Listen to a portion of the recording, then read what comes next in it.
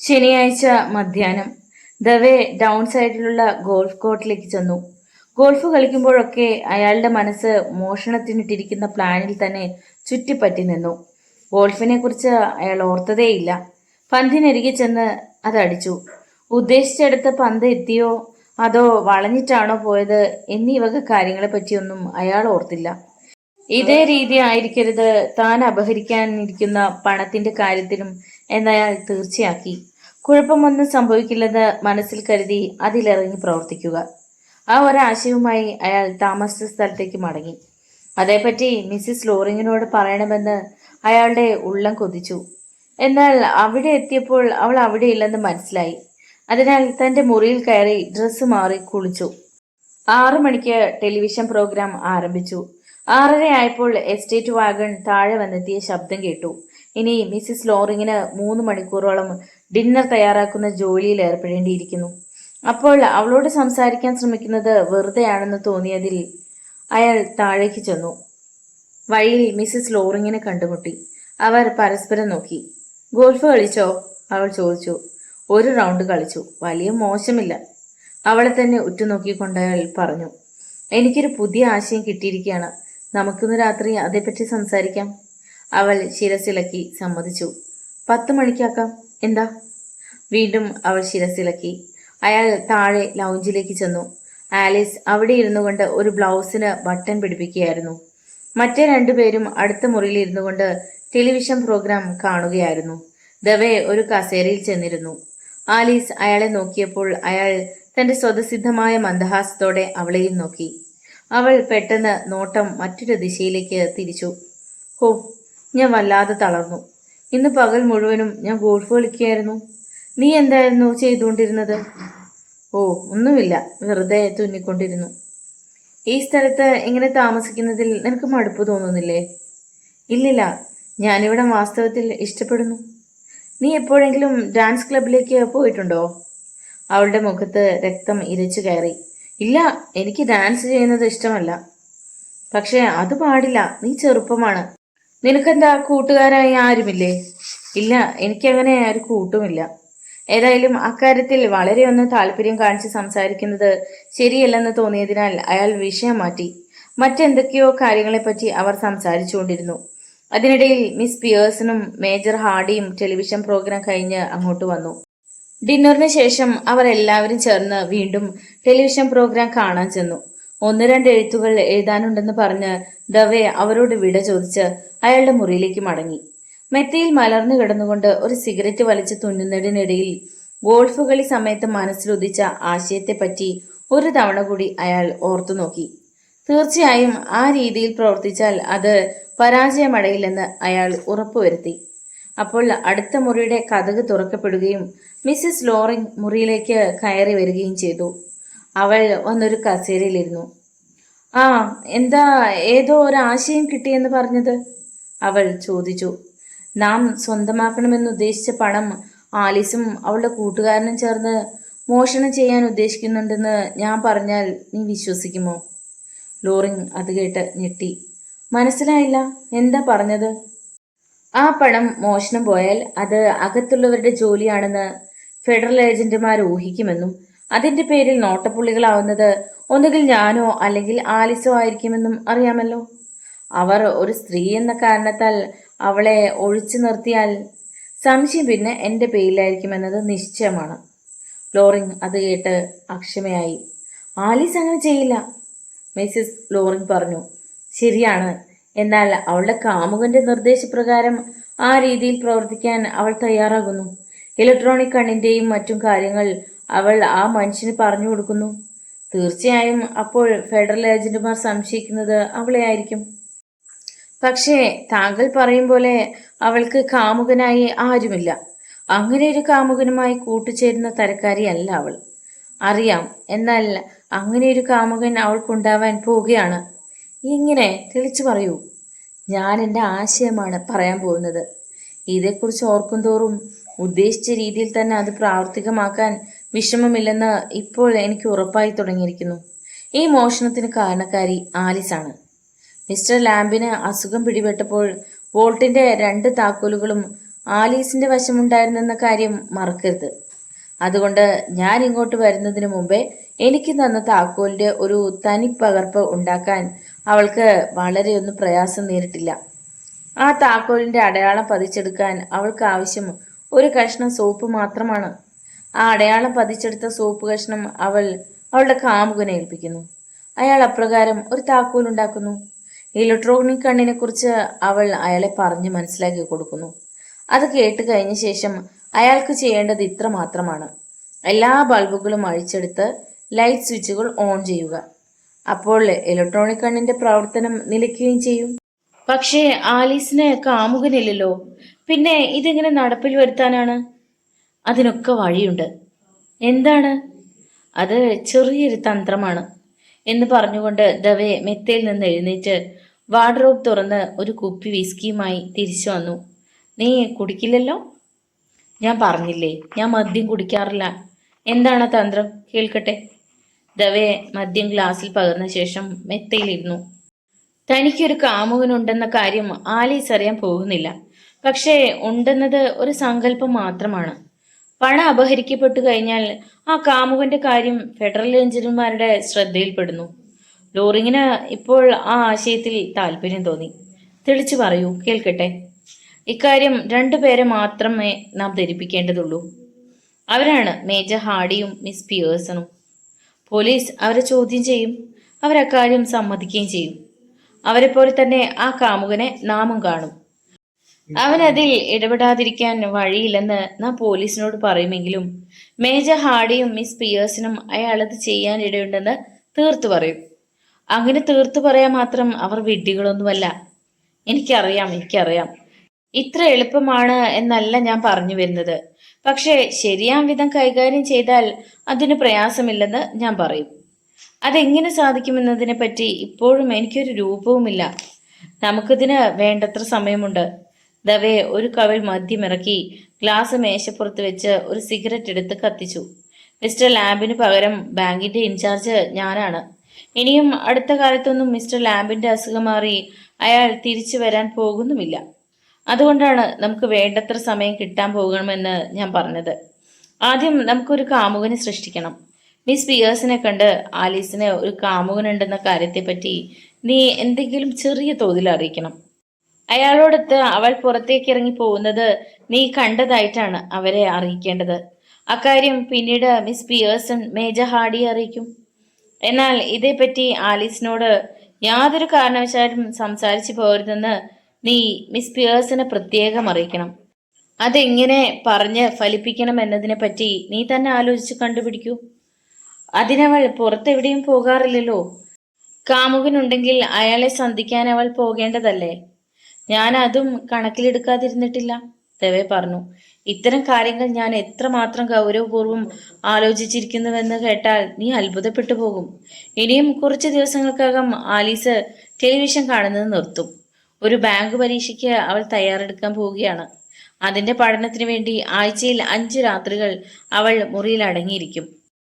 Mises പിയേഴ്സണും major ഹാർഡിയും television programme കണ്ടുകൊണ്ടിരിക്കുന്നതിനിടയിലാണ് അവൾ അവളുടെ കാമുകനെ കാണാൻ പോകുന്നത്. അതെങ്ങനെ സാധിക്കും? നാം എല്ലാം നമ്മുടെ കോട്ടും ഹാറ്റും ലോബിയിൽ തൂക്കിയിടാറില്ലേ? ആ കിഴവനും കിഴവിയും ടെലിവിഷൻ പ്രോഗ്രാം കണ്ടുകൊണ്ടിരിക്കെ മുകളിൽ മുറിയിൽ ഇരുന്നു കൊണ്ട് ആലീസ് പഠിച്ചുകൊണ്ടിരിക്കെ നീ ചെന്ന് ആലീസിന്റെ കോട്ടും ഹാറ്റും എടുത്ത് ഒളിപ്പിച്ചു വെക്കണം. അതിനുശേഷം നീ ചെന്ന് മിസസ് പിയേഴ്സിനെയും മേജർ ഹാർഡിയെയും കണ്ട് ആലീസ് അവളുടെ കാമുകനെ സന്ദർശിക്കാൻ പോയ കാര്യം അറിയിക്കണം. അതിന് തെളിവാണ് അവളുടെ കോട്ടും ഹാറ്റും ലോബിയിലില്ല എന്നുള്ളത്. കുറെ കഴിഞ്ഞ് നീ അവ രണ്ടും പഴയ സ്ഥാനത്ത് കൊണ്ടുചെന്ന് വെക്കും. അതോടെ ആലീസ് തിരിച്ചു വന്നെന്ന് ആ കിഴവനും കിഴവിയും വിശ്വസിച്ചുകൊള്ളും. എത്ര ലളിതമാണെന്ന് ഓർത്തു നോക്കൂ. മിസസ് ലോറിങ് ഒരു നീണ്ട നിമിഷം അതേപ്പറ്റി തന്നെ ഓർത്ത് നിശബ്ദയായി നിലകൊണ്ടു. അതിനുശേഷം പതുക്കെ ശിരസിളക്കി. ശരിയാണ്, ഇത് ശരിയാം വിധം കൈകാര്യം ചെയ്താൽ വളരെ എളുപ്പം തന്നെയാണ്. മിസ് പിയേഴ്സണും മേജർ ഹാർഡിക്കും അവളുടെ കാമുകനെ കുറിച്ച് മാത്രമേ അറിയൂ. കാരണം അത് അവരിൽ നിന്ന് തന്നെ അറിഞ്ഞിരിക്കുകയാണ്, ശരിയല്ലേ? പോരാ, അവരവനെ കാണണം. അത് നിർവഹിക്കാവുന്നതേ ഉള്ളൂ. എൻ്റെ ആശയത്തിൻ്റെ ഒരു കരടുരേഖ മാത്രമാണ് ഞാൻ തരുന്നത്. പിന്നീട് നമുക്ക് അതേക്കുറിച്ച് ചിന്തിച്ച് അതിനൊരു അവസാന രൂപം നൽകണം. എന്തായാലും അവർക്ക് കാണത്തക്ക രൂപത്തിൽ ഒരു കാമുകനെ സൃഷ്ടിക്കാൻ എനിക്ക് പ്രയാസമില്ല. മേശപ്പുറത്ത് കിടന്നിരുന്ന ഒരു സിഗരറ്റ് പാക്കറ്റ് എത്തിയെടുത്ത് മിസ്സിസ് ലോറിംഗ് ഒരു സിഗരറ്റിന് തീ കൊളുത്തി. ഒരു കവിൾ നിറയെ പുക വലിച്ചെടുത്തുകൊണ്ട് ദവയുടെ ശിരസിന് മുകളിൽ കൂടി എതിരിലുള്ള ചുമരിലേക്ക് അവൾ നോക്കിയിരുന്നു.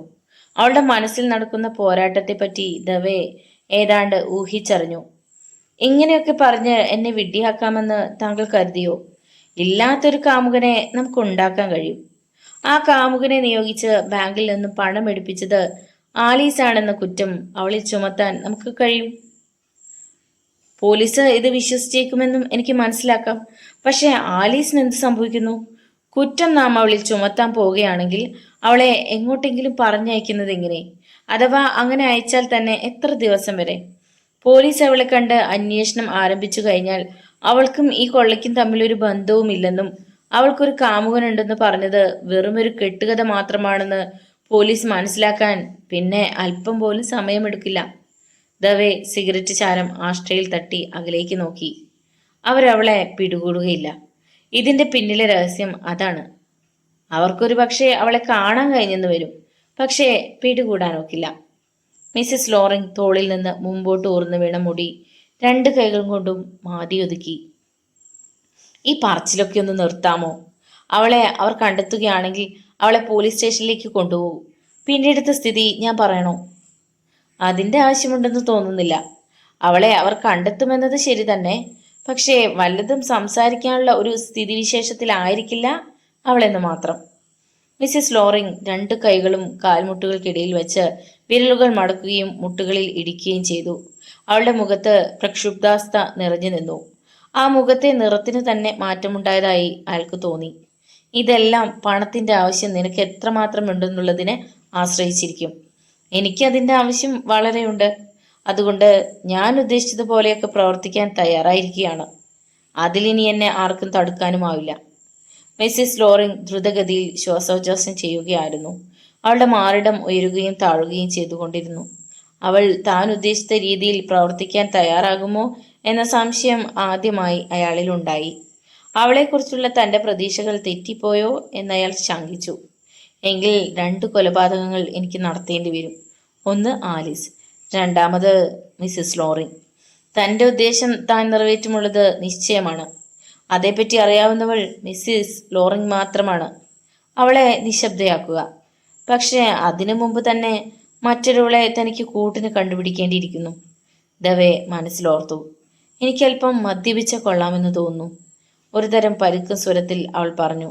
മേശപ്പുറത്ത് അവൾ കുടിച്ചു വെച്ച ഗ്ലാസിൽ വിസ്കി പകർന്ന് അവളെ ഏൽപ്പിച്ചു.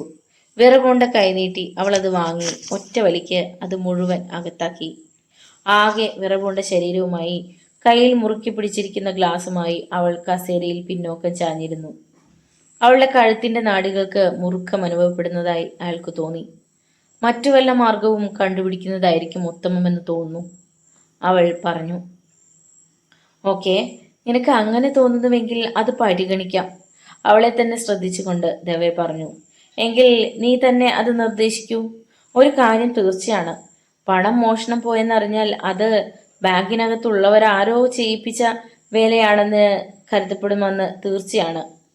ബാങ്കിനകത്തുള്ളവരെ പറഞ്ഞാൽ അതൊന്നുകിൽ ഞാനാകാം, അല്ലെങ്കിൽ ആലീസാകാം. നിനക്കത് വല്ലതും നിർദ്ദേശിക്കാനുണ്ടെങ്കിൽ അവിടം തൊട്ട് തുടങ്ങണം. മറ്റു വല്ല മാർഗവും സ്വീകരിച്ചേ പറ്റൂ.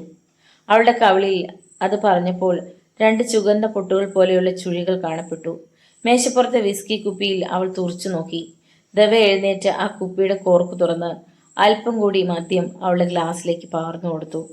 നീ അതേപ്പറ്റി ചിന്തിക്കണ്ട, ആലീസിന്റെ കാര്യം ഞാൻ നോക്കിക്കൊള്ളാം, അയാൾ പറഞ്ഞു. അവൾ രണ്ടാമത്തെ തവണയും ഗ്ലാസ്സിലുള്ള മദ്യം വലിച്ചു കുടിച്ച് ഒഴിഞ്ഞ ഗ്ലാസ് മേശപ്പുറത്ത് വെച്ചു. ഇങ്ങനെ ഒന്നിച്ചെടുത്ത് കുടിക്കരുത്, അത് നാഡികളെ തളർത്തും, അയാൾ താക്കീത് നൽകി. മറ്റൊരു കാര്യത്തെപ്പറ്റിയും ഞാൻ ആലോചിക്കാതിരുന്നിട്ടില്ല, ദവെ പറഞ്ഞു. ഈ കേസിന് തെളിവില്ലാതാക്കാൻ അവളെ വകവരുത്തുകയല്ലാതെ മറ്റു മാർഗമില്ല. അതിനു മുമ്പ് $300,000 അതോ ആലീസാണോ പ്രധാനം എന്ന് നീ ആലോചിച്ച് തീരുമാനിക്കണം. വളരെ ലളിതമാണത്. കൊലപാതകം നടത്തുന്നതിൽ പരിചയമില്ലാത്ത ഒരാളല്ല ഞാൻ. യുദ്ധത്തിൽ അനേകം ശത്രുക്കളെ എനിക്ക് വധിക്കേണ്ടി വന്നിട്ടുണ്ട്. ഭടന്മാരെ മാത്രമല്ല, എനിക്കെതിരെ പ്രവർത്തിച്ചവരെ പോലും. എന്തിന്, എനിക്ക് തടസ്സമായി നിന്നവരെ പോലും ഞാൻ ഉന്മൂലനാശനം ചെയ്തിട്ടുണ്ട്. ഒരു നല്ല തുക സ്വന്തമാക്കാൻ വർഷങ്ങളോളമായി കാത്തിരിക്കുന്ന ഒരു വ്യക്തിയാണ് ഞാൻ. അവസരങ്ങൾ ഉണ്ടായിരുന്നിട്ടും അതിന് ഇറങ്ങി പുറപ്പെടാതിരുന്നത് ഞാൻ സുരക്ഷിതനല്ലെന്നുള്ള ധാരണയിലായിരുന്നു. ഇപ്പോൾ ഇക്കാര്യത്തെപ്പറ്റി ഞാൻ ചിന്തിക്കാൻ ഇടയാതെ തന്നെ നീ കാരണമാണ്. ഒന്ന് നിർത്തി, പിന്നീട് സ്വരം അല്പം ഉയർത്തി ഒരു അന്ത്യശാസനം എന്നോളം അയാൾ പറഞ്ഞു. ഇനി ഇതിൽ നിന്ന് ഒഴിഞ്ഞു നിൽക്കാമെന്ന് നീ കരുതുന്നുണ്ടെങ്കിൽ അത് ആപത്തായി മാത്രമേ പരിണമിക്കൂ. അത് ഞാൻ പറയാതെ തന്നെ നിനക്കറിയാമല്ലോ. അവൾ എഴുന്നേറ്റ് അയാൾ വിസ്കി കുപ്പി വെച്ചിരുന്നിടം ചെന്ന് അതിൽ നിന്ന് അല്പം കൂടി ഒഴിഞ്ഞ ഗ്ലാസ്സിലേക്ക് പകർന്നു. താങ്കൾ എന്നെ ഭീഷണിപ്പെടുത്തുകയാണോ? അവൾ ചോദിച്ചു. അതെങ്ങനെ വേണമെങ്കിലും കരുതാം. ഇപ്പോൾ ഇക്കാര്യത്തിൽ നീയും എന്നോടൊപ്പമുണ്ട്. ആലീസും ഞാനും ഈ ഒരു കാര്യത്തിൽ ഏർപ്പെട്ടിട്ടില്ലെന്ന് കാണിക്കാൻ വേണ്ട എന്തെങ്കിലും ഒരു മാർഗം നിനക്ക് തോന്നുന്നുണ്ടെങ്കിൽ അതെന്നോട് പറയൂ. ഞാനത് ശ്രദ്ധിച്ചു കേൾക്കാം. ഞാൻ അതേപ്പറ്റി ആലോചിക്കാം എന്ന് പറഞ്ഞുകൊണ്ടവൾ കതകിനടുത്തേക്ക് നടന്നു. ബാങ്ക് പരീക്ഷയ്ക്ക് വേണ്ട തയ്യാറെടുപ്പ് തുടങ്ങാൻ നാളെ ഞാൻ ആലീസിനോട് നിർദ്ദേശിക്കും, ദവേ പറഞ്ഞു. നമുക്ക് വേണ്ട സമയമുണ്ട്. അത് ദുരുപയോഗപ്പെടുത്താതിരിക്കാൻ ശ്രദ്ധിക്കുക. അയാളെ നോക്കാതെ വിസ്കി ഒഴിഞ്ഞ ഗ്ലാസുമായി മിസ്സസ് ലോറിംഗ് അവളുടെ മുറിയിലേക്ക് കടന്ന് കതകടച്ചു. അതിന്റെ പൂട്ടിൽ താക്കോൽ തിരിയുന്ന ശബ്ദം അയാൾ കേട്ടു. മെത്തയിൽ മലർന്നു കിടന്നുകൊണ്ട് കുറെ നിമിഷങ്ങളോളം അയാൾ എന്തൊക്കെയോ ഓർത്തുകൊണ്ടിരുന്നു. ഒടുവിൽ പെട്ടെന്ന് എഴുന്നേറ്റ് ഡ്രസ്സ് മാറി. ഒരു പൈജാമയും ഡ്രസ്സിംഗ് ഗൗണും അണിഞ്ഞ ശേഷം ബാത്റൂമിൽ കയറി മുഖം കഴുകി. അത് കഴിഞ്ഞ് കിടപ്പറയിലേക്ക് തന്നെ മടങ്ങി ഒരു സിഗരറ്റ് എടുത്തു. കത്തിക്കാതെ അത് തന്റെ തടിച്ച വിരലുകൾക്കിടയിൽ വച്ചുകൊണ്ട് അടുത്ത മുറിയിലേക്കുള്ള കതകിൽ തന്നെ അയാൾ നോക്കിയിരുന്നു. നിമിഷങ്ങളോളം അതിൽ തന്നെ തുറച്ചു നോക്കിയിരുന്ന ശേഷം സിഗരറ്റ് താഴെയിട്ട് അങ്ങോട്ട് ചെന്നു. ആ കതകിന്റെ പിടി ശബ്ദമുണ്ടാക്കാതെ തിരിച്ചു. കതക് തുറക്കപ്പെട്ടു. അയാൾ അതിനകത്തേക്ക് നോക്കിയപ്പോൾ അവളുടെ കിടപ്പറ ലൈറ്റ് തെളിഞ്ഞിരുന്നു. മെത്തയിൽ മിസ്സിസ് ലോറിങ് ശയിക്കുകയായിരുന്നു. അവർ പരസ്പരം നോക്കി. അയാൾ മുറിയിലേക്ക് കടന്ന് കതകടച്ച ശേഷം അവളെ സമീപിച്ചു. അയാൾ അടുത്തെത്തിയപ്പോൾ അവൾ യാതൊരു പ്രതിഷേധവും കാണിക്കാതെ കിടപ്പറ ലൈറ്റ് അണച്ചു. ഇനി നാം ചിന്തിക്കേണ്ടത് പണം കയ്യിൽ കിട്ടിക്കഴിഞ്ഞാൽ എന്തു ചെയ്യണമെന്നതിനെ പറ്റിയാണ്, ദവേ ശാന്തനായി പറഞ്ഞു. മിസ്സിസ് ലോറിങ്ങും ദവയും അടുക്കളയിൽ തനിച്ചിരിക്കുകയായിരുന്നു. ആ കെട്ടിടത്തിൽ അവരെ കൂടാതെ അപ്പോൾ മറ്റാരുമില്ലായിരുന്നു. ആലീസും മിസ് പിയേഴ്സണും മേജർ ഹാർഡിയും പള്ളിയിൽ പോയിരിക്കുകയായിരുന്നു. വേലക്കാരി എത്തിയിരുന്നില്ല. ദവേ മിസ്സിസ് ലോറിങ്ങിൽ നിന്നും അല്പം അകലെ ഒരു സ്റ്റൂളിലിരുന്ന് സിഗരറ്റ് പുകച്ചു. എനിക്കതേപ്പറ്റി വളരെയൊന്നും ചിന്തിക്കേണ്ടതില്ല. എനിക്കതേപ്പറ്റി എന്ത് ചെയ്യണമെന്ന് നന്നായിട്ടറിയാം, മിസ്സസ് ലോറിങ് പറഞ്ഞു. നമുക്ക് കിട്ടുന്നത് $300,000. അത് നേർപാതിയാക്കി നാം ഭാഗിച്ചെടുക്കും. അപ്പോൾ നമുക്ക് ഓരോരുത്തർക്കും കിട്ടുന്നത് $150,000. അതെ, ഇത്തരമൊരു തുകയായിരുന്നു ഞാൻ സ്വപ്നം കണ്ടതും. സ്വപ്നം കണ്ടിരിക്കാം, പക്ഷെ അതേപ്പറ്റി നീ ഒരിക്കലും ചിന്തിച്ചിരിക്കാനിടയില്ല. അയാൾ സിഗരറ്റിന്റെ ചാരം ആഷ്ട്രയിൽ തട്ടി. ആ ശബ്ദത്തിൽ ശ്രദ്ധിക്കത്തക്ക എന്തോ ധ്വനിയുണ്ടെന്ന് കണ്ട് അവൾ അയാളെ തുറച്ചു നോക്കി. താങ്കൾ എന്താണ് അർത്ഥമാക്കുന്നത്? പണം കയ്യിൽ വന്നു കഴിയുമ്പോഴാണ് യഥാർത്ഥമായും ആപത്ത് ആരംഭിക്കുന്നത്, അയാൾ തിരിച്ചടിച്ചു. നമുക്ക് പണമായിട്ടാണ് മുഴുവൻ തുകയും കിട്ടുന്നത് എന്ന് പറഞ്ഞാൽ അത് എത്രമാത്രമായിരിക്കും എന്നൊന്ന് ഓർത്തു നോക്കൂ. അത്രയും തുക ഒരു ബാങ്കിലും നിക്ഷേപിക്കാനാവില്ലെന്നതും തീർച്ചയാണ്. ഒരു സേഫ് ഡെപ്പോസിറ്റ് പോലും അപകടമേറിയതാണ്. കാരണം ഫെഡറൽ ഏജന്റുമാർ ആദ്യമേ പരിശോധിക്കാൻ തീരുമാനിക്കുന്നത് അത്തരമിടങ്ങളിലാണ്. അത് ചിലവഴിക്കുന്ന കാര്യത്തിൽ നീ വളരെ ശ്രദ്ധിച്ചിരിക്കണം. ഫെഡറൽ ഏജന്റുമാർ വന്ന് നിന്നെയും ചോദ്യം ചെയ്തുവെന്ന് വരും. വളരെ അക്ഷമ പ്രകടിപ്പിച്ചുകൊണ്ട് അവൾ പറഞ്ഞു. ഞാൻ ഈ കെട്ടിടം വിൽക്കും. അതിനുശേഷം മറ്റെവിടേക്കെങ്കിലും മാറി താമസിക്കും. അവിടെ വെച്ച് പണം ചെലവഴിക്കാൻ എനിക്ക് ഭയപ്പെടേണ്ടതില്ല. അവിടെയാണ് നിനക്ക് തെറ്റുപറ്റുന്നത്. ഇങ്ങനെ ഒരു സംഭവം നടന്ന ശേഷം കെട്ടിടം വിറ്റുപോകാമെന്ന് കരുതുന്നത് സംശയത്തിനിടയാക്കുകയേ ചെയ്യൂ. പിന്നെ ഒരു കാര്യം ചെയ്യണം. നാം രണ്ടുപേരും ഒരുമിച്ച് പെട്ടെന്നൊരു ദിവസം എങ്ങോട്ടെങ്കിലും ഒളിച്ചോടി പോകണം. അതിൻ്റെ ആവശ്യമുണ്ടെന്ന് എനിക്ക് തോന്നുന്നില്ല. നാം ഒരുമിച്ച് പോകാതെ താങ്കൾ പോയി കഴിഞ്ഞ 5-6 മാസങ്ങൾക്ക് ശേഷം ഞാൻ നാട് വിട്ടാൽ അതിലെന്താണ് തെറ്റ്? പറയാം, കേട്ടോളൂ. നഗരത്തിലെ ബാങ്ക് മാനേജറാണ് ഞാൻ. ആ ജോലിയിൽ നിന്നുള്ള വരുമാനമല്ലാതെ ജീവിക്കാൻ എനിക്ക് മറ്റു മാർഗമില്ല. പെട്ടെന്ന് രാജിവെച്ച് നഗരത്തിൽ നിന്ന് വിട്ടുപോകാനും സാധ്യമല്ല. അഥവാ ഇവിടം വിട്ടുപോയാൽ തന്നെ ഞാൻ എങ്ങനെ ജീവിക്കുന്നുവെന്നും ഞാൻ എന്താണ് ചെയ്യാൻ ഉദ്ദേശിക്കുന്നതെന്നും ഫെഡറൽ ഏജന്റുമാർ അന്വേഷിക്കും. ഇപ്പോൾ ഞാൻ പറഞ്ഞതിൻ്റെ പൊരുൾ മനസ്സിലായോ? അത് താങ്കളുടെ കാര്യം, മിസ്സസ് ലോറിങ് പറഞ്ഞു. ഞാൻ എന്ത് ചെയ്യണമെന്ന് എനിക്കറിയാം. നിന്റെ വീതം ഈ രീതിയിൽ ചിലവഴിക്കാൻ തയ്യാറാവുകയാണെങ്കിൽ നീ അപകടം വില കൊടുത്ത് വാങ്ങുകയാണെന്ന് ഞാൻ പറയും. ഓരോ നഗരത്തിലും പുതുതായി താമസിക്കുന്നവരെ കുറിച്ച് അന്വേഷിച്ചറിയാൻ ഓരോ ഫെഡറൽ ഏജന്റുമാരെ നിയമിച്ചിട്ടുണ്ട്. നീ ചെല്ലാൻ ഉദ്ദേശിക്കുന്ന നഗരത്തിലെ ഏജന്റ് നിന്നെക്കുറിച്ച് അന്വേഷിക്കുകയും അതുവഴി ബാങ്കുകളിൽ നടന്ന പിറ്റ് വില്ലേജിൽ നിന്നാണ് നീ അവിടെ എത്തിയിരിക്കുന്നതെന്നും അവരറിയും. അതോടെ നിന്നെ അവ ശ്രദ്ധിച്ചു തുടങ്ങും. അതോടെ നീയും ഞാനും കെണിയിൽ അകപ്പെടുകയും ചെയ്യും. എന്റെ കാര്യം നോക്കാൻ എനിക്കറിയാം. എനിക്ക് പറഞ്ഞതിലൊന്നും ഭയമില്ല. എനിക്ക് വേണ്ടത് പണം മാത്രം, മിസ്സിസ് ലോറിംഗ് പറഞ്ഞു. പണം കയ്യിൽ കിട്ടിക്കഴിഞ്ഞിട്ടും അത് ഉദ്ദേശിച്ച പോലെ ഉപയോഗിക്കാൻ കഴിയുന്നില്ലെങ്കിൽ അത് വേണ്ടെന്ന് വയ്ക്കുകയല്ലേ ഉത്തമം. വളരെ ശാന്തനായി അയാൾ പറഞ്ഞു. താങ്കൾ എന്തുദ്ദേശിച്ചാണ് ഇങ്ങനെയൊക്കെ സംസാരിക്കുന്നത്? അവളുടെ കണ്ണുകളിൽ രോഷം പടർന്നു കയറി. പണം കയ്യിൽ കിട്ടിക്കഴിഞ്ഞാൽ പിന്നെ നമുക്കുള്ളത് ഒരേ ഒരു ഭയം മാത്രമാണ്. നമുക്ക് എന്നൊന്നുകൂടി ഉറപ്പിച്ചു പറയുകയാണ് ഞാൻ. കാരണം നാം രണ്ടുപേരും ചേർന്നല്ലാതെ പണമെടുക്കാൻ പോകുന്നില്ല. നീ നിന്നെക്കുറിച്ച് മാത്രം ചിന്തിക്കുക, ഞാൻ എന്നെക്കുറിച്ച് മാത്രം ചിന്തിക്കുക. അത് തികച്ചും സ്വാഭാവികമാണ്. പക്ഷേ നമുക്ക് ഐക്യം കൂടിയേ തീരൂ. കൈക്കൊള്ളേണ്ട നടപടിയെക്കുറിച്ച് ഒരുമിച്ച് ചിന്തിച്ച് തീരുമാനിക്കുന്നതാവും ഭംഗി. അവൾ ചെന്ന് അടുക്കള മേശപ്പുറത്ത് കാലുകൾ തൂക്കിയിട്ടിരുന്നു. താങ്കൾ കാര്യം തുറന്നു പറയാതെ ഒരേ കാര്യം തന്നെ ആവർത്തിക്കുന്നത് കൊണ്ട് എന്താണ് ഗുണം? നാം തമ്മിൽ വിവാഹിതരാകണം, വശ്യമായ മന്ദഹാസത്തോടെ ദവേ പറഞ്ഞു. സുരക്ഷിതമായൊരു പോംവഴി അതൊന്നു മാത്രമാണ്. അവൾ അത് കേട്ട് ഞെട്ടി. ആശ്ചര്യവും പരിഭ്രമവും ആ കണ്ണുകളിൽ പ്രതിഫലിച്ചു. ഓ ഇല്ല, ഞാൻ താങ്കളെ വിവാഹം കഴിക്കാൻ പോകുന്നില്ല. എനിക്ക് നേരത്തെ ഒരു ഭർത്താവ് ഉണ്ടായിരുന്നു, അത് തന്നെ ധാരാളമായിരുന്നു. നിന്റെ ഈ ധാരണ തന്നെയായിരുന്നു എനിക്കും. പക്ഷെ ഇതല്ലാതെ മറ്റു മാർഗമില്ല. നാം ഭാര്യ ഭർത്താക്കന്മാരായി കഴിഞ്ഞുകൊള്ളണമെന്നില്ല. വേണ്ടെന്ന് തോന്നുമ്പോ വേർപിരിയാം. പഠനം നടത്തുകയാണെന്ന് തോന്നക്കത്തക്ക വിധം അവൾ അയാളെ ഉറ്റുനോക്കി. അതിനുശേഷം, പക്ഷേ പറയുന്നവ കേൾക്കാം. താങ്കൾ പറഞ്ഞ ആ ഉപായം സുരക്ഷിതമാണെന്ന് തോന്നാൻ എന്തായിരുന്നു കാരണം?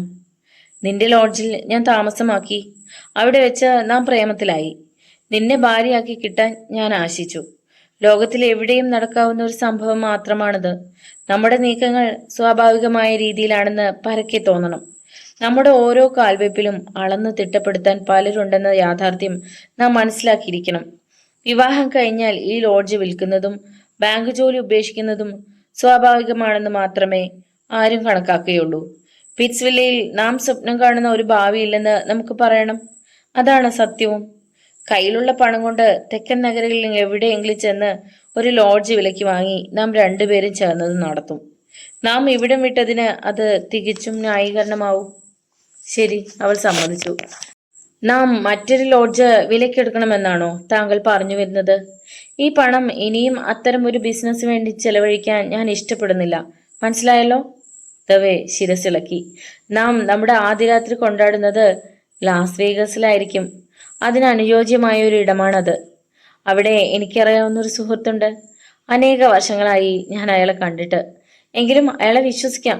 കാരണം അയാൾക്ക് എന്നോട് പല രീതിയിലും കടപ്പാടുണ്ട്. പസഫിക് യുദ്ധകാലത്ത് ഞാൻ അയാളുടെ ജീവൻ പോലും രക്ഷിച്ചിട്ടുണ്ട്. അയാൾക്ക് അവിടെ ഒരു ചൂതുകളി കേന്ദ്രമുണ്ട്. നമ്മുടെ വശമുള്ള പണത്തിൽ നിന്ന് അല്പമെടുത്ത് ഞാൻ അവിടെ ചെന്ന് ചൂത് കളിക്കും. ഞാൻ അതിൽ വിജയിക്കും. അക്കാര്യം എൻ്റെ സുഹൃത്ത് നോക്കിക്കൊള്ളും. ഒരു നല്ല തുക ഞാൻ അതിൽ നിന്ന് നേടിയെടുക്കും. നമ്മുടെ വശം കൂടുതൽ പണം അതുവഴി ലഭിച്ചതായി നാം ഭാവിക്കും. അതോടെ പുതിയൊരു ലോഡ്ജ് വാങ്ങണമെന്ന നമ്മുടെ ആവശ്യം വേണ്ടെന്ന് വെക്കുകയും ചെയ്യാം. അതിനു പകരം ഫ്ലോറിഡയിൽ നാം കൂടുതൽ സൗകര്യമുള്ള മേത്തരമായൊരു സത്രം ആരംഭിക്കും. അത്തരമൊരു സത്രം വിൽപ്പന നടത്താൻ തയ്യാറുള്ള ഒരു വ്യക്തിയെയും അവിടെ എനിക്കറിയാം. നാം അത് വാങ്ങും. വളരെയൊന്നും ലാഭം നേടാൻ പോകുന്ന ഒരിടത്തല്ല ആ സത്രമെങ്കിലും സത്ര നടത്തിപ്പിൽ നിന്ന് നല്ലൊരു തുക വരുമാനം കിട്ടിയതായി കാണിക്കാൻ നമുക്ക് കഴിയും. നമ്മുടെ വശമുള്ള പണം അല്പാൽപം ഒരു ബാങ്കിൽ നിക്ഷേപിച്ചുകൊണ്ടിരിക്കണം. സത്രത്തിൽ നിന്ന് കിട്ടിയ വരുമാനമാണതെന്ന് മറ്റുള്ളവരെ കാണിക്കാൻ അത് ഉപകരിക്കും.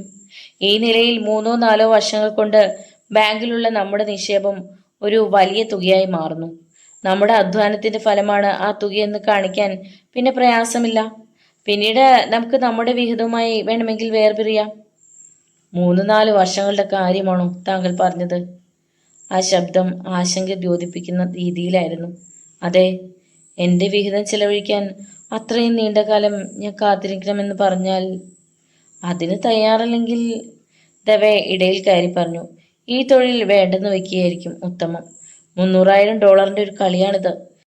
നമ്മുടെ ശേഷിച്ച ജീവിതകാലം കാരാഗ്രഹത്തിലാകാൻ അതുകൊണ്ട് എളുപ്പം സാധിക്കും. അയാൾ എഴുന്നേറ്റ് മുകളിലെ മുറിയിലേക്ക് ചെന്നു. തന്റെ ആശയപ്രകാരം അവൾ പ്രവർത്തിക്കാൻ തയ്യാറാകുമെന്ന വിശ്വാസം അയാൾക്കുണ്ടായിരുന്നു. തലേ ദിവസം രാത്രിയിലെ വീഴ്ച നിരാശാജനകമായിരുന്നു. അവൾ അതിൽ ഒരു വേശ്യയുടെ മനോഭാവമായിരുന്നു കൈക്കൊണ്ടിരുന്നത്. അവളുടെ മദ്യപാനമാണ് അതിനവളെ പ്രേരിപ്പിച്ചതെന്ന് അയാൾക്ക് ഊഹിക്കാൻ കഴിഞ്ഞിരുന്നു. അന്നു മധ്യാഹ്നം മിസ് പിയേഴ്സണും മേജറും ഉച്ചഭക്ഷണം കഴിച്ച് വിശ്രമിക്കെ മിസ്സസ് ലോറിംഗ് അടുക്കളയിൽ പാത്രങ്ങൾ കഴുകുന്നതിൽ മുഴുകിയിരിക്കെ ആലീസിനെ കണ്ട് സംസാരിക്കാൻ ദവയ്ക്ക് ഒരവസരം കിട്ടി. അവൾ ലൗഞ്ചിൽ ഞായറാഴ്ച പത്രത്തിലൂടെ കണ്ണോടിച്ചു കൊണ്ടിരിക്കെ അയാൾ അങ്ങോട്ട് ചെന്നു. വളരെ ശ്രദ്ധിച്ചുകൊണ്ട് അയാൾ പറഞ്ഞു, ഞാൻ നിന്നെക്കുറിച്ച് ഓർക്കുകയായിരുന്നു. നിന്റെ ഭാവിയെ കരുതി ചില കാര്യങ്ങൾ പറയുന്നത് നിനക്ക് മടുപ്പുണ്ടാകുമോ? അവളുടെ മുഖത്ത് അത് കേട്ടപ്പോൾ ഗൗരവമുണ്ടായി. അത് കഴിഞ്ഞ് പെട്ടെന്ന് തന്നെ വിളർച്ച ബാധിച്ച പോലെയും കാണപ്പെട്ടു. പേടിച്ചു നടുങ്ങിയ പോലെ അവൾ അയാളെ നോക്കി. ജോലിയിലുള്ള നിന്റെ കഴിവ് അപാരം തന്നെ.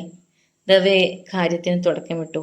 ഇത്രയും കഴിവും സാമർഥ്യമുള്ള നീ ഈ പിറ്റ്സ്വില്ലയിൽ വെറുതെ സമയം പാഴാക്കുകയാണ്. അയാൾ വശ്യസുന്ദരമായ മന്ദഹാസം പൊഴിച്ചു. ഇതിനേക്കാൾ ശോഭനമായൊരു ഭാവി നേടിയെടുക്കാൻ അർഹതയുള്ളവളാണ് നീ. ആലീസ് അയാളെ തന്നെ തുറച്ചു നോക്കിക്കൊണ്ടിരിക്കുകയായിരുന്നു. എനിക്ക് താങ്കൾ പറഞ്ഞതിന്റെ പൊരുൾ മനസ്സിലായില്ല. വിക്കിക്കൊണ്ടായിരുന്നു അവൾ പറഞ്ഞത്. നിന്നെപ്പോലെ സമർത്ഥയായ പെൺകുട്ടികൾ ജോലി ചെയ്യേണ്ടത് ഹെഡ് ഓഫീസിലാണ്. നല്ല കഴിവും സാമർഥ്യമുള്ള നിന്നെപ്പോലുള്ളവരെയാണ് അവിടുത്തുകാർ കാംക്ഷിക്കുന്നത്. നിന്റെ പേര് ഞാൻ അവിടെ സൂചിപ്പിക്കട്ടെ. കണ്ണടയ്ക്ക് പിന്നിലുള്ള ആ കണ്ണുകളിൽ ആഗ്രഹം തലനീട്ടുന്നത് ദവെ മനസ്സിലാക്കി. പക്ഷേ അവർ ഞാനതിന് യോഗ്യയാണെന്ന് പറയില്ല. ശ്വാസം വിടാതെ അവൾ പറഞ്ഞു. തീർച്ചയായും അവർ പറയും. തന്റെ കെണിയൊരുക്കിക്കൊണ്ട് അയാൾ വീണ്ടും പറഞ്ഞു. അതിന് ആദ്യം നീ ഒരു ബാങ്ക് പരീക്ഷ എഴുതി പാസ്സാകണം. അതത്ര വിഷമമുള്ളതല്ല. അതിന് വളരെയൊന്നും ചെലവുമില്ല. ആ ചിലവ് ഹെഡ് ഓഫീസ് നിർവഹിച്ചുകൊള്ളും. ഒന്നുകൂടെ വെളുക്ക് ചിരിച്ചുകൊണ്ട് അയാൾ തുടർന്നു. 2-3 മാസം വരെ വൈകുന്നേരം ഇരുന്ന് നീ പഠിപ്പിൽ ശ്രദ്ധിച്ചാൽ മതി. അത് അത്ര വലിയ ബുദ്ധിമുട്ടുള്ള കാര്യമല്ലല്ലോ.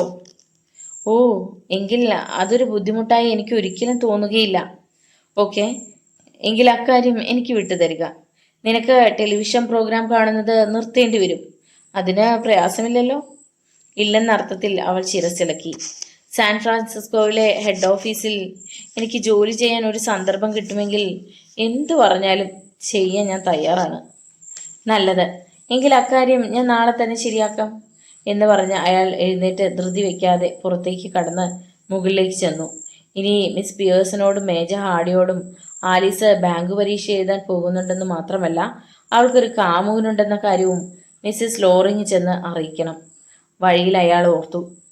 മുകളിൽ എത്താറായപ്പോഴാണ് അവിടെ തന്നെ കാത്ത് ഒരു പെൺകുട്ടി നിൽക്കുന്നത് കണ്ടത്. അയാളുടെ കണ്ണുകൾ പെട്ടെന്ന് ജാഗരൂകങ്ങളായി.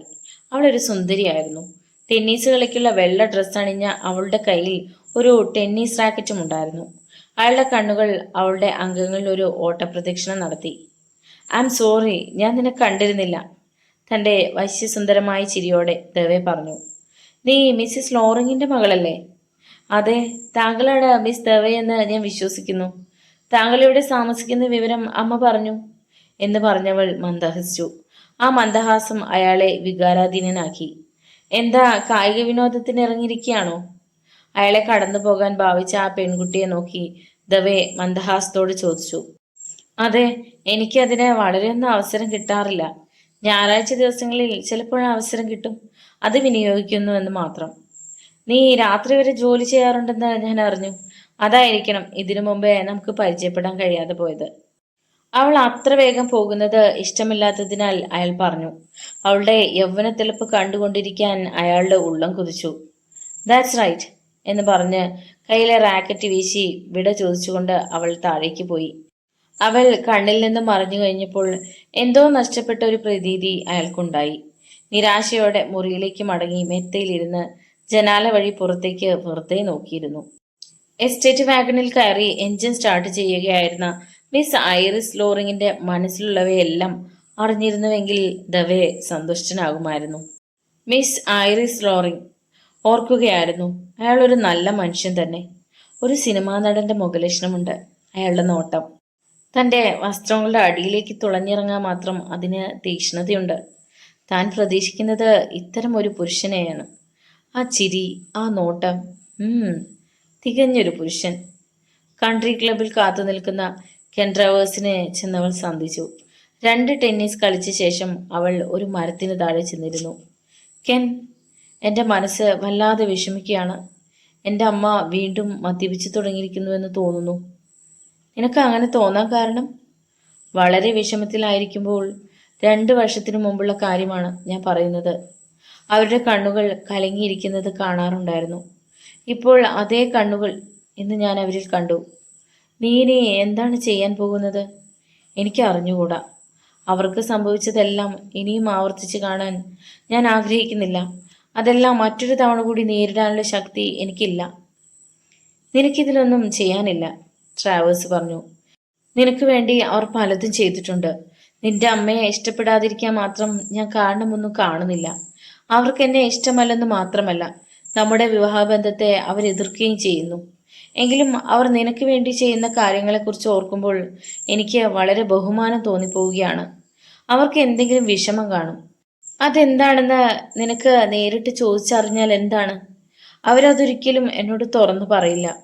ഡോക്ടർ സ്റ്റെർലിങ്ങിനെ കണ്ട് വിവരം പറയുന്നത് നല്ലതാണെന്ന് എനിക്ക് തോന്നുന്നു. അദ്ദേഹത്തിന് അമ്മയുടെ ചരിത്രം അറിയാം. ഒരുപക്ഷെ എൻ്റെ ധാരണ തെറ്റായിരിക്കുകയും ചെയ്യാം.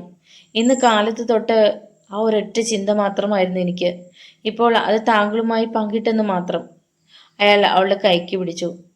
ഡോക്ടർ സ്റ്റെർലിംഗ് അവരെക്കുറിച്ച് അറിയാവുന്ന ഒരു വ്യക്തിയാണെങ്കിൽ അദ്ദേഹത്തോട് സംസാരിക്കാൻ ഇനിയും താമസിച്ചുകൂടാ. ഇന്ന് രാത്രി അവരെങ്ങനെ ഇരിക്കുന്നു എന്ന് നോക്കാം. വരൂ, അല്പം ഐസിട്ട് ചായ കുടിക്കാം. നിശബ്ദരായി അവർ ചെന്ന് ഒരു ഓപ്പൺ റെസ്റ്റോറൻറ്റിൽ നിന്നും ഐസ് ചായ വാങ്ങി പുറത്തെ സൂര്യതാപം ഏറ്റുകൊണ്ട് അല്പാൽപമായി കുടിച്ചുകൊണ്ടിരുന്നു. പെട്ടെന്നായിരുന്നു ട്രാവേഴ്സ് ചോദിച്ചത്, നീ ദവയെ കണ്ടില്ലേ? അവൾ ശിരസിളക്കി. ഞാൻ ഇങ്ങോട്ട് വരാൻ പുറപ്പെട്ടപ്പോൾ അവിചാരിതമായി കാണാൻ കഴിഞ്ഞു. നല്ലൊരു മനുഷ്യൻ. ട്രാവേഴ്സ് അവളെ തറച്ചു നോക്കി. അതെ, അയാൾ എത്രക്കാരനാണെന്ന് എനിക്കിതേവരെ മനസ്സിലാക്കാൻ കഴിഞ്ഞിട്ടില്ല. എനിക്ക് ഇഷ്ടപ്പെടാത്ത എന്തോ ഒന്ന് അയാളിലുണ്ട്. അതെന്താണെന്ന് എനിക്ക് അറിഞ്ഞുകൂടാ. ഐറിസ് ചിരിച്ചു. എനിക്കതറിയാം. ഏതൊരു പുരുഷനെയും അസൂയപ്പെടുത്തുമാറുള്ള വ്യക്തിത്വം അയാൾക്കുണ്ട്. അതുതന്നെ. അയാളെ കണ്ടപ്പോൾ ഞാൻ ഓർത്തത് കേരി ഗ്രാൻറ്റിനെയാണ്. അയാളൊരു സിനിമാ നടനായിരിക്കണം എന്നാണോ നീ വിശ്വസിക്കുന്നത്? ഒരു വിളർത്ത ചിരിയോടെ ട്രാവേഴ്സ് ചോദിച്ചു. അത്രയേറെ സുന്ദരനാണ് അയാളെന്ന് എനിക്കൊരു അഭിപ്രായമില്ല. ഷെറീഫിന് പോലും അയാളെ പറ്റി മനസ്സിലാക്കാൻ കഴിഞ്ഞിട്ടില്ല. ഒരു സ്ത്രീലമ്പടനായിരിക്കുമെന്നാണ് അദ്ദേഹം കരുതുന്നത്. അത് ശരിയായിരിക്കാം. അല്ല, തികച്ചും വാസ്തവമാണ്. ആലീസിന് അയാളോടൊപ്പം ദിവസം 12 മണിക്കൂർ ആ ബാങ്കിൽ കഴിയേണ്ടിയിരിക്കുന്നു. നിനക്ക് ആ ആഗ്രഹമില്ലല്ലോ? ട്രാവേഴ്സ് ശാന്തനായി ചോദിച്ചു. താങ്കളെ ആ ചിന്ത വിഷമിപ്പിക്കുന്നുണ്ടോ? എന്ന് ഞാൻ പറയുന്നില്ല. അയാളെ വളരെ നേരം കാണാൻ നിനക്ക് അവസരം കിട്ടുന്നില്ലല്ലോ. ട്രാവേഴ്സ് അവളുടെ ഒഴിഞ്ഞ ഗ്ലാസ് കയ്യിലെടുത്തു. ഇനി ഒരു കളി കൂടി കളിക്കുന്നോ? Yes, all right. ആ മിസ്റ്റർ ട്രാവേഴ്സ്, ഏറെ നേരം അയാളെ കാണാനുള്ള അവസരം കിട്ടിയാലും എനിക്കിഷ്ടം താങ്കളോടാണ്. മധുരമായി ഒന്ന് മന്ദഹസിച്ച ശേഷം പരസ്പരം കൈകോർത്തുകൊണ്ട് രണ്ടുപേരും ടെന്നീസ് കോർട്ടിലേക്ക് നടന്നു. വാരാന്ത്യത്തോടുകൂടി ആലീസ് ബാങ്ക് പരീക്ഷയ്ക്കുള്ള പഠനം ആരംഭിച്ചു. മിസസ് ലോറിംഗ് ആലീസിനെ ഒരു സുന്ദരനായ ചെറുപ്പക്കാരൻ്റെ ഒപ്പം കണ്ട വിവരം മിസ് പിയേഴ്സണെയും മേജർ ഹാർഡിനെയും ഇതിനകം അറിയിച്ചു കഴിഞ്ഞിരുന്നു. അവർക്കത് കേട്ടപ്പോൾ രസം തോന്നി. ആ ആഴ്ച മുഴുവനും ഐറിസ് മിസസ് ലോറിങ്ങിനെ ശ്രദ്ധിക്കുകയായിരുന്നു. എന്നാൽ അമ്മ മദ്യപിക്കാറുണ്ടെന്നുള്ള തൻ്റെ ധാരണയെ സ്ഥിരീകരിക്കാൻ വേണ്ടതൊന്നും അവൾക്ക് കാണാൻ കഴിഞ്ഞില്ല. അച്ഛൻ മരിച്ച മാസങ്ങൾക്ക് ശേഷം തൻ്റെ 17ാമത്തെ പിറന്നാൾ കൊണ്ടാടുമ്പോഴായിരുന്നു അമ്മ മദ്യപിക്കുന്നത് ഐറിസ് ആദ്യമായി കണ്ടത്. ഒരു ദിവസം കോളേജിൽ നിന്ന് മടങ്ങിയപ്പോൾ കണ്ട രംഗം അവൾ ഇന്നും പേടിയോടെ സ്മരിക്കുന്നു.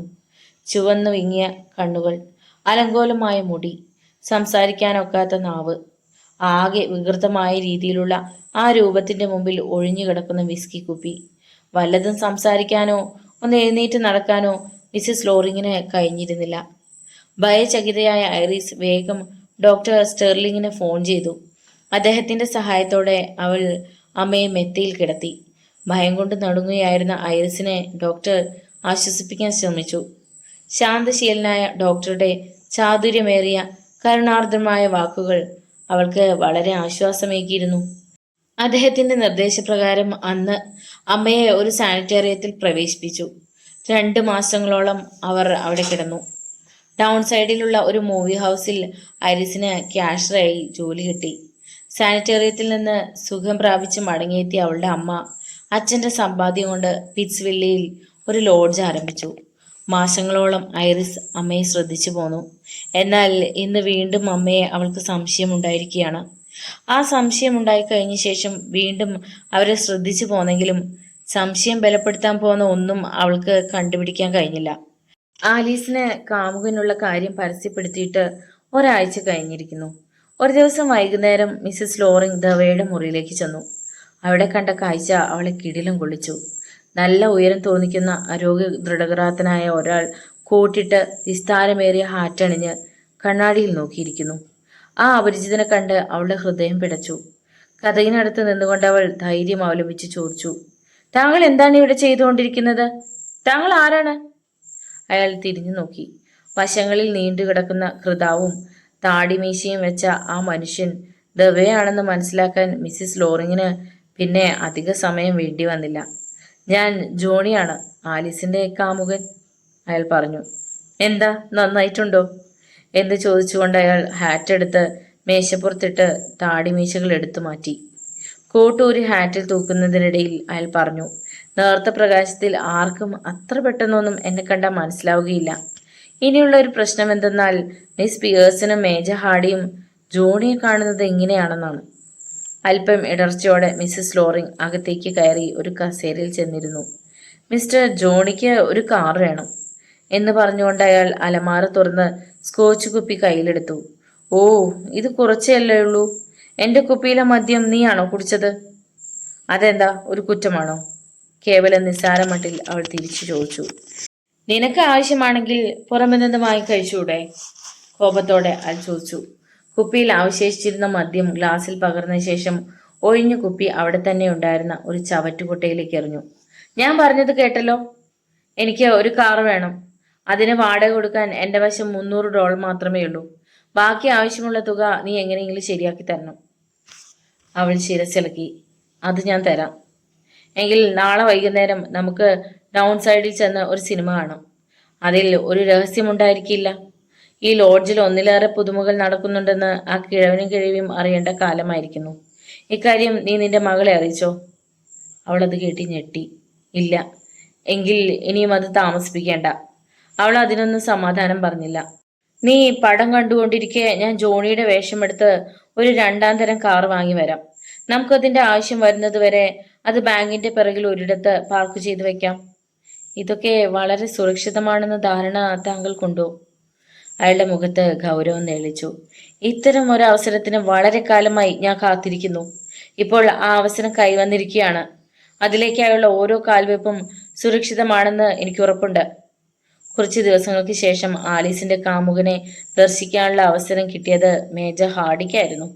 11 മണിക്ക് ശേഷം കിടന്നുറങ്ങാൻ പോകുമ്പോഴായിരുന്നു അദ്ദേഹം അയാളെ കണ്ടത്. മിസ് പിയേഴ്സനും മിസ്സിസ് ലോറിങ്ങും നേരത്തെ കിടന്നുറങ്ങിക്കഴിഞ്ഞിരുന്നു. ആലിസിന്റെ കോട്ടും ഹാറ്റും അവിടെ കാണാനില്ലാതിരുന്നതിനാൽ അവൾ പുറത്തെവിടെയോ പോയിരിക്കുകയാണെന്ന് അവൾ അനുമാനിച്ചിരുന്നു. പക്ഷെ യഥാർത്ഥത്തിൽ ആലീസ് ആ സമയം മുകളിൽ അവളുടെ മുറിയിലിരുന്ന് ബാങ്ക് പരീക്ഷയ്ക്കുള്ള പാഠങ്ങൾ വായിച്ച് കുറിപ്പുകൾ തയ്യാറാക്കുകയായിരുന്നു. മേജർക്ക് അതറിയാമായിരുന്നില്ല.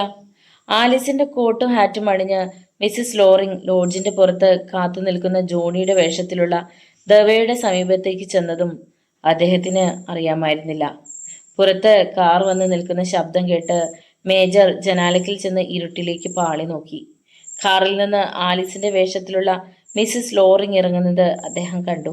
പിന്നാലെ മറ്റൊരു വ്യക്തിയും കാറിൽ നിന്നിറങ്ങി അവളോടൊപ്പം നിൽക്കുന്നതും അദ്ദേഹം കണ്ടു. അവർ രണ്ടുപേരെയും തെളിഞ്ഞു കാണത്തക്ക വിധം അവർ കാറിന്റെ മുൻവെളിച്ചത്തിലേക്ക് മാറി നിന്നു. അവിടെ നിന്നുകൊണ്ടവർ ആലിംഗനബദ്ധരായി പരസ്പരം ചുംബിച്ചു. ആലീസ് അവൾക്ക് അനുയോജ്യനായ ഒരാളെ തന്നെയാണ് തെരഞ്ഞെടുത്തിരിക്കുന്നതെന്ന് മേജർ മനസ്സിലാക്കി. അതുകൊണ്ട് തൃപ്തിപ്പെട്ടതുപോലെ അദ്ദേഹം ചെറുതായൊന്ന് മന്ദഹസിച്ചു. അത് കഴിഞ്ഞ് മിസ്സിസ് ലോറിംഗ് എന്ന ആലീസ് ഗോവണിപ്പടികൾ കയറി മുകളിലെ മുറി തുറക്കുന്ന ശബ്ദം അയാൾ കേട്ടു. യുവാവ് കാറിൽ കയറി തിരിച്ചു പോകുന്നതും അദ്ദേഹം വ്യക്തമായി കണ്ടു. മേജർ അവിടെ തന്നെ നിമിഷങ്ങളോളം നിലകൊണ്ടു. അതിനുശേഷം ലൈറ്റ് അണച്ച് മുകളിലേക്ക് ചെന്നു. അടുത്ത ദിവസം കാലത്ത് ദവയും ആലീസും ബാങ്കിലേക്ക് പോയി കഴിഞ്ഞപ്പോൾ മേജർ തലേ രാത്രി ആലീസിനെയും അവളുടെ കാമുകനെയും കണ്ട വിവരം മിസ് പിയേഴ്സിനോടും മിസ്സസ് ലോറിങ്ങിനോടും പറഞ്ഞു. അവർ നല്ല യോജിപ്പുള്ള ജോഡി തന്നെ, മേജർ അഭിപ്രായപ്പെട്ടു. ആ വിവരം ദവയെ അറിയിച്ച ശേഷം മിസ്സിസ് ലോറിങ് പറഞ്ഞു, അദ്ദേഹത്തിന് എന്തെങ്കിലും സംശയമുണ്ടാകുമെന്ന് ഞാൻ കരുതി. പക്ഷെ ഒന്നും ഉണ്ടായില്ല. താങ്കളുടെ പ്രവചനം വളരെ ശരിയായിരുന്നു. ഇനി ഒരു തവണ കൂടി നമുക്കിത് ആവർത്തിക്കണം. അടുത്ത തവണ നമ്മെ കാണുന്നത് ആ കിഴവനായിരിക്കണം. അതും കൂടി കഴിഞ്ഞാൽ നാം സുരക്ഷിതരായി. അതോടെ അവർ നിഷേധിക്കാനാവാത്ത സാക്ഷികളായി തീരും. 3 രാത്രികൾ കഴിഞ്ഞു. അന്ന് താല്പര്യമുളവാക്കുന്ന പരിപാടികളൊന്നും ടെലിവിഷനിൽ ഇല്ലാതിരുന്നതിനാൽ മിസ് പിയേഴ്സണും മേജർ ഹാർഡിയും ജിൻ റമ്മി കളിക്കുന്നതിൽ ഏർപ്പെട്ടു. ദവയും മിസ്സിസ് ലോറിങ്ങും ചേർന്ന് ഒരിക്കൽ കൂടി ആ പഴയ രംഗം ആവർത്തിച്ചു. അവർ വേർപിരിയുന്ന സമയം കാറിന്റെ ലൈറ്റിന് മുമ്പിൽ വെച്ച് ആലിംഗനബദ്ധരായി ചുംബിക്കുന്നതും കിഴവനും കിഴവിയും ജനാലക്കർട്ടന്റെ പിറകിൽ ഒളിഞ്ഞു നിന്ന് നോക്കിക്കണ്ട് നെടുവീർപ്പിട്ടുകൊണ്ട് മുഖത്തോട് മുഖം നോക്കി. നമ്മുടെ നാടകം അവസാനിക്കാറായി. മെത്തയിൽ മലർന്നു കിടന്ന് മേൽഭിത്തിയിൽ നോക്കിക്കൊണ്ട് ദവെ പറഞ്ഞു. മിസ്സസ് ലോറിങ് അയാളെ തന്നെ നോക്കിക്കൊണ്ട് ഒരു ചാരുകസേരയിൽ ഇരിക്കുകയായിരുന്നു. ജോണി എന്ന കാമുകൻ രംഗത്തേക്ക് വന്നതിന് തെളിവായി നമുക്കിപ്പോൾ 2 സാക്ഷികളുണ്ട്. അടുത്ത മാസം പണം ബാങ്കിൽ നിക്ഷേപിക്കാൻ കൊണ്ടുവരുന്ന ദിവസം ഞാനും ആലീസും രാത്രി കുറേയേറെ സമയം ജോലി ചെയ്യും. മാസാന്ത്യ പട്ടിക ഞങ്ങൾക്ക് അന്ന് തയ്യാറാക്കേണ്ടതുണ്ട്. ശിരോസ് ഉയർത്തി അയാൾ മിസ്സസ് ലോറിങ്ങിനെ നോക്കി. ഈ ദിവസമാണ് നാം ആ കൃത്യം നിർവഹിക്കാൻ തീരുമാനിച്ചിട്ടുള്ളത്. ഇപ്പോഴും ആ കൃത്യം നിർവഹിക്കുന്നതിൽ എതിർപ്പൊന്നുമില്ലല്ലോ? ആലീസിന്റെ കാര്യം അവൾ ചോദിച്ചു. അവളെക്കുറിച്ച് നീ ചിന്തിച്ച് തലപുണ്ണാക്കണ്ട. അക്കാര്യം ഞാൻ ഏറ്റെടുത്തുകൊള്ളാം. അത് മറന്നു. ഞാൻ ചോദിച്ചതിന് മറുപടി പറയൂ. അക്കാര്യം താങ്കൾ നോക്കിക്കൊള്ളുമെന്നോ? അതിൽ മറ്റൊന്നും പ്രത്യേകിച്ച് അർത്ഥമാക്കാനില്ലല്ലോ? ദവേ ഒന്ന് പുച്ഛമായി ചിരിച്ചു. എന്തായാലും ഞാനൊരു സത്യസന്ധനാണ്. ഇക്കാര്യത്തിന് വേണ്ടി ആലീസിനെ ബലിയർപ്പിക്കാനും ഞാൻ സന്നദ്ധനാണ്. $300,000 വേണ്ടിയാണ് ആ ബലി നിർവഹിക്കാൻ ഉദ്ദേശിച്ചിട്ടുള്ളത്. ഒരു മൂഷികനെ കൊല്ലുന്നതിൽ കഴിഞ്ഞ് അവൾ എനിക്ക് ആരുമല്ല. നീ ഇതിലെന്താ സംശയം വെച്ചുകൊണ്ടിരിക്കുകയാണെന്ന് ഞാൻ മനസ്സിലാക്കുന്നു. നിനക്ക് പണത്തിന്റെ ആവശ്യമുണ്ടല്ലോ? അവളുടെ കണ്ണുകൾ തിളങ്ങി. ആ മുഖത്ത് വിയർപ്പിൻ തുള്ളികൾ മുത്തുകൾ പോലെ പൊടിഞ്ഞുയർന്നു. നിങ്ങളൊരു പിശാചാണ്, അവൾ പറഞ്ഞു. എനിക്ക് പണത്തിന്റെ ആവശ്യമുണ്ടെന്നുള്ളത് നേരാണ്. പക്ഷേ ആലീസിനെ കുറിച്ച് ചിന്തിക്കുന്നത് ഒരിക്കലും ഞാൻ നിർത്തുകയില്ല. അതിൽ എന്നോട് കയർത്തിട്ട് കാര്യമില്ല. താങ്കൾ ചെയ്യാൻ ഉദ്ദേശിക്കുന്നത് എനിക്കാവാത്ത ഒരു കാര്യമാണ്. താങ്കൾക്കത് ചെയ്യാമെങ്കിൽ അതിന്റെ ഭവിഷ്യത്ത് അനുഭവിക്കാൻ താങ്കളെപ്പോലെ ഞാനും തയ്യാറാണ്. സത്യസന്ധത എന്ന് പറയുന്നത് അതാണ്. ശരി, നമുക്ക് ആ കൃത്യം അടുത്ത മാസം നിർവഹിക്കണം. ഈ നാളുകൾക്കിടയിൽ നാം നമ്മുടെ വിവാഹകാര്യം പരസ്യപ്പെടുത്തണം.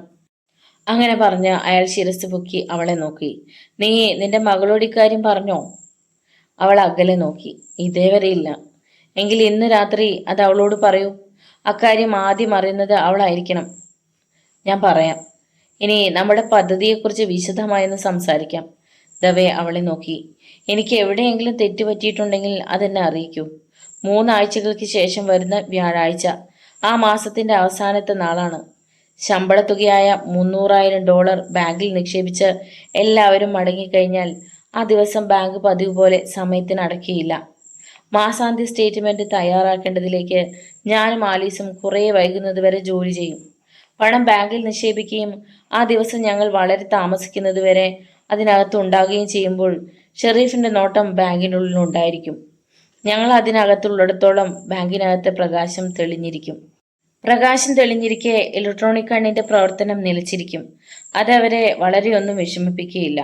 അഥവാ അങ്ങനെ ആരെങ്കിലും പണമെടുക്കാൻ ഒരു ബാങ്കിനകത്തേക്ക് വരികയാണെങ്കിൽ എന്റെ മേശയ്ക്ക് പിടിപ്പിച്ചിരിക്കുന്ന അലാറം ബട്ടൺ പ്രവർത്തിപ്പിച്ച് അലാറം മുഴക്കാം. ബാങ്കിലേക്ക് പിന്നിൽ കൂടി ഒരു പ്രവേശന മാർഗമുണ്ട്. അതൊരിക്കലും ആരും ഉപയോഗിക്കാറില്ല. ആ വഴി ചെന്ന് അവസാനിക്കുന്നത് പുറത്തെ ഒരു ചെറിയ പാർക്കിംഗ് ഗ്രൗണ്ടിലാണ്. അവിടെയാണ് ഞാൻ ലിങ്കൺ കാർ പാർക്ക് ചെയ്തിരിക്കുന്നത്.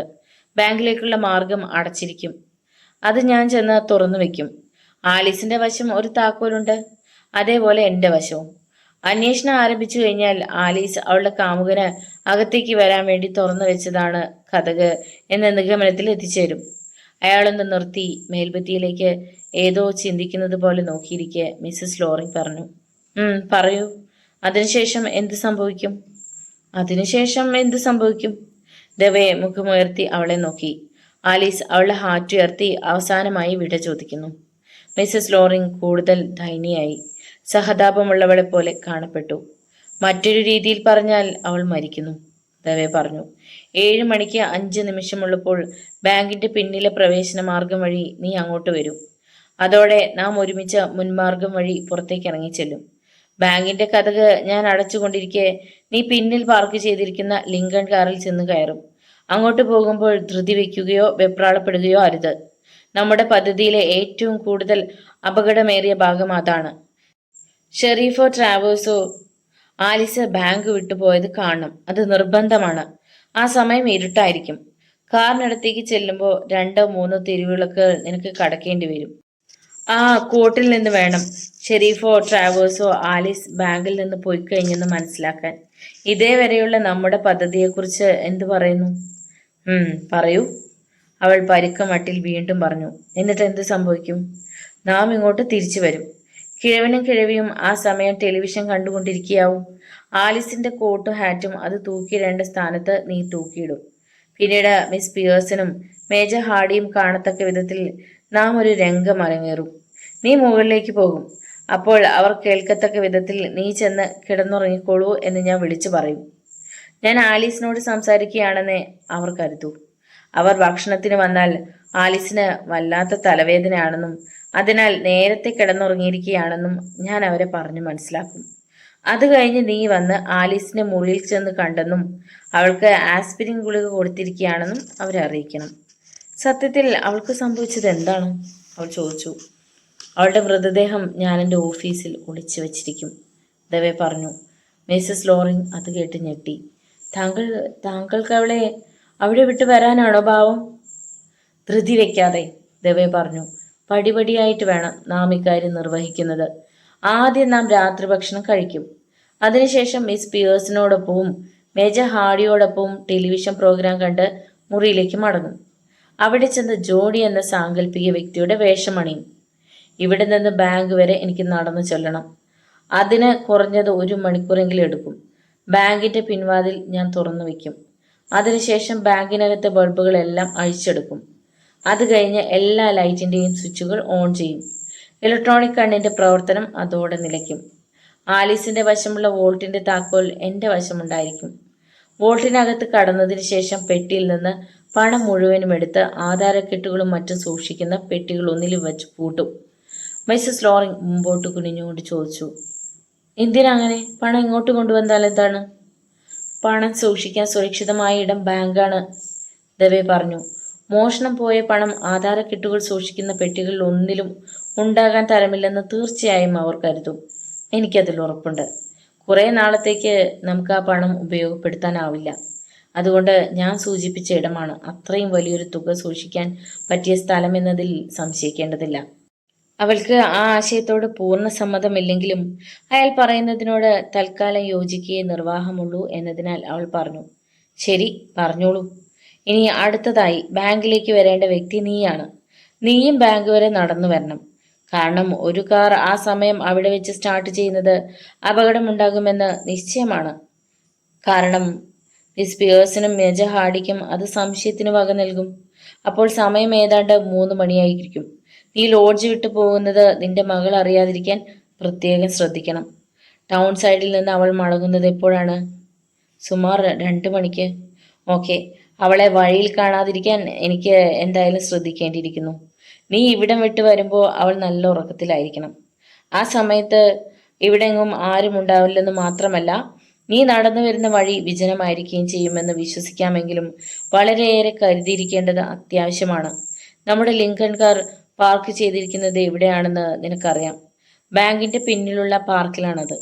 അവിടെ ചെന്ന് കാറെടുത്ത് ബാങ്കിന്റെ പിന്നിലെ മാർഗത്തിന് സമീപം കൊണ്ട് നിർത്തി കാത്തിരിക്കുക. നീ ആലിസിന്റെ കോട്ടും ഹാറ്റുമായിരിക്കും അണിഞ്ഞിരിക്കുന്നത്. ഞാൻ അവളെ കൊണ്ടുവന്ന് കാറിന്റെ ഡിക്കിയിൽ കിടത്തും. മിസ്സസ് ലോറിങ് ഒരു തൂവാല എടുത്ത് മുഖത്തെ വിയർപ്പ് തുടച്ചു. അവളെ ബാങ്കിൽ തന്നെ വിട്ടു വന്നാലെന്താണ്? ജോണി എന്ന സാങ്കല്പിക വ്യക്തിക്ക് മൈലുകൾ അകലെ കടന്നു പോകാൻ അവസരം ഉണ്ടാക്കി കൊടുക്കേണ്ടതുണ്ട്. ദേവെ തുടർന്നു. നാം ഡൗൺ സൈഡിലേക്ക് ചെന്ന് അവിടുത്തെ ഒരു പെട്രോൾ പമ്പിനടുത്ത് വാഹനം നിർത്തും. അവിടെ വെച്ച് ഗ്യാസ് നിറയ്ക്കുന്നതിനിടയിൽ ജോണിയുടെ വേഷത്തിലുള്ള എന്നെ ഒന്ന് നന്നായി അവിടുത്തെ അറ്റൻഡർ കാണത്തക്ക വിധത്തിൽ ഒരു അവസരം ഉണ്ടാക്കും. മുഖം വ്യക്തമായി കാണാതെ വെറും കോട്ട് മാത്രം ഒറ്റ നോട്ടത്തിൽ കാണത്തക്ക വിധത്തിൽ നീ കാറിനകത്തിരിക്കണം. അറ്റൻഡർ ഗ്യാസ് നിറച്ചു കൊണ്ടിരിക്കുന്നതിനിടയിൽ നാം തമ്മിൽ ചെറിയൊരു തർക്കമുണ്ടായിരിക്കും. ഫ്രിസ്കോവിലേക്കുള്ള വണ്ടിക്ക് നേരമായെന്ന് പറഞ്ഞതിൽ നിന്നാണ് തർക്കം ആരംഭിക്കുന്നത്. അതങ്ങനെ തുടങ്ങി വെക്കുന്നത് നീയായിരിക്കുകയും ചെയ്യും.